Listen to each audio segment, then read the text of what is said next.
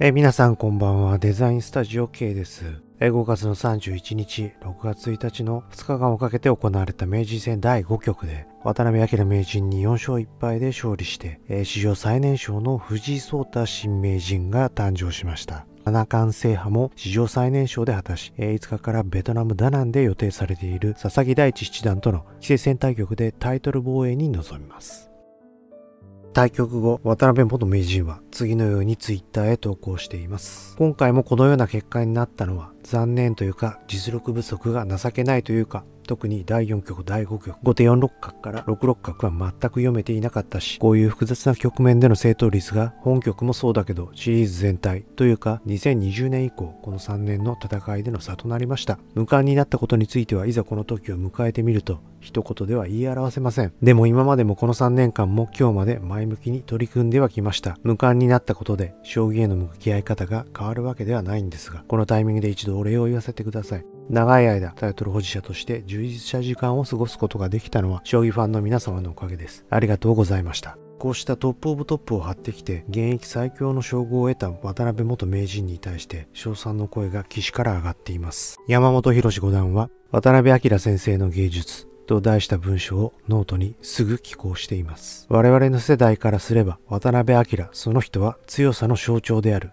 で始まる文は自分の得意とする戦いに命運を委ねる硬さへの回帰に子供の頃から渡辺将棋を見てきた自分は胸が熱くなった。あの勝ちパターンを史上最強棋士である藤井聡太挑戦者相手に見られるかもしれないと。それだけ印象が強く渡辺先生の硬い、攻めてる、切れない、勝ちは芸術的なのだ。渡辺先生を見て育った世代には切ない夜であると締めくくっている。歴史的対局の立ち会い人を務めた田中虎彦九段は、私の仕事終わりました。報道陣各社のカメラ入れ替わりが全て終わるまで渡辺名人最後の感想戦。何も言わなくても状況に気づいて引き伸ばしてくれました。あっぱれです。とツイートして名人を体感してきた仕事人としての矜持を新たな名人にも示したことを称えています。将棋界への注目がますます大きくなる中で、文春ミル賞アワードで解説賞、聞き手賞、YouTuber 賞を統合して新設されたベストパフォーマー賞で1位に輝いた佐藤天彦九段による名人戦第1局の大盤解説がその分かりやすさと面白さから話題となったことは記憶に新しいところです。文春ミル賞アワードには次のようなコメントが紹介されています。インタビューや解説がいつも面白くて分かりやすく語彙力が豊富なのがいいです。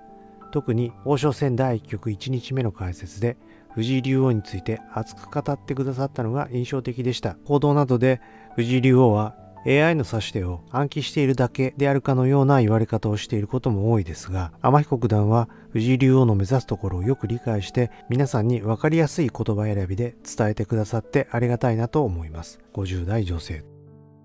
遠山六段がこの王将戦の第1局って1月の初旬なんですが、その前月佐藤さんは藤井さんに嫌というほど痛めつけられているんです。にもかかわらず藤井さんのことを称えるところが佐藤さんらしいなと思いますねとコメントすれば、深浦九段は天彦君は同じ九州出身なので一緒に将棋をやっていた時期もあり注目しているんですが、どうやって素晴らしい言語感性は生まれるんですかね。続いてベストパフォーマー賞にふさわしい活躍だったのではないでしょうか。名人戦の解説は来年だと忘れちゃうから今回に組み入れていいのではないかと思いますとコメントし、これに対して遠山六段はそうですね、解説だけでなくインタビューなどでも面白い発信がたくさんありましたよね。そして深浦九段も存在感ありましたよねという選考の結果ベストパフォーマー賞に選出されました。天彦九段は次の通り受賞の言葉を述べています。この度はミル賞アワードベストパフォーマー部門の賞をいただきまして本当にありがとうございます。僕自身の目から見て純粋に楽しいと思える将棋やその内容を皆様に知っていただき、少しでも多くの方に僕が感じている楽しさが伝われば幸いです。今後棋士それぞれが互いの将棋の良さを語り合えるような雰囲気になればより楽しい観戦環境をご提供できると思いますので、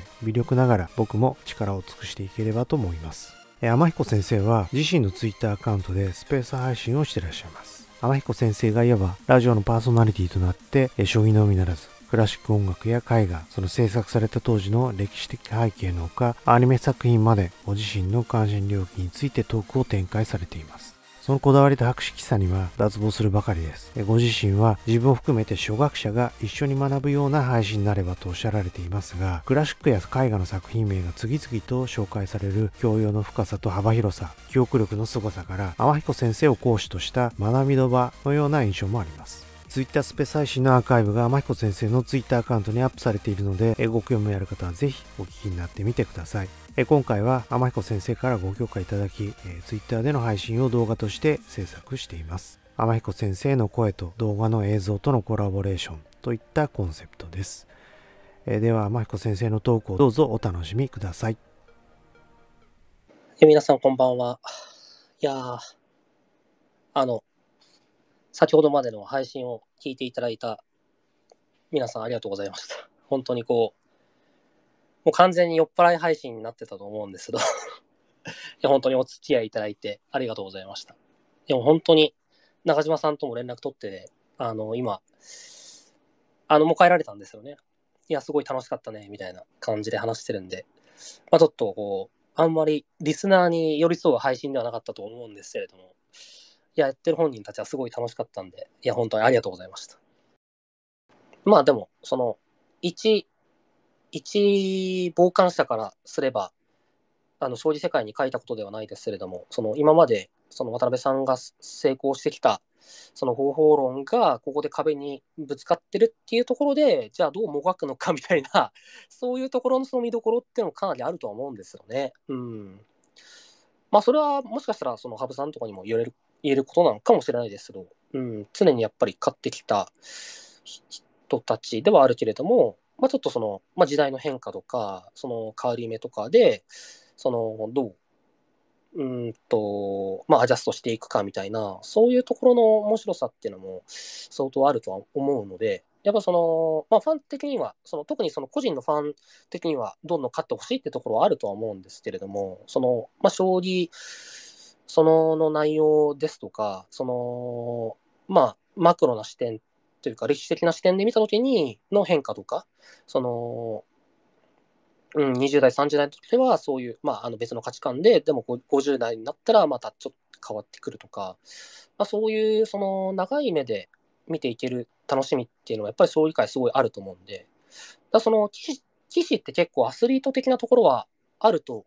思うんですよ。やっぱり勝負でもあるし、で、そこに向かって、研究したりとか気持ち高めていったりっていう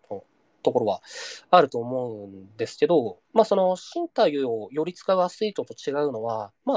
端的に選手寿命が長いっていうのがあると思っていて、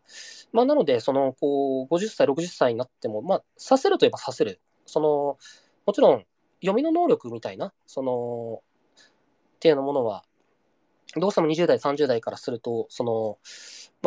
落ちるというか、ところあるかもしれないんですけど、やっぱりそこを経験とかでいかにカバーするかみたいな、ところの面白みっていうのは結構あると思うんで、そこは、将棋界の見どころの一つ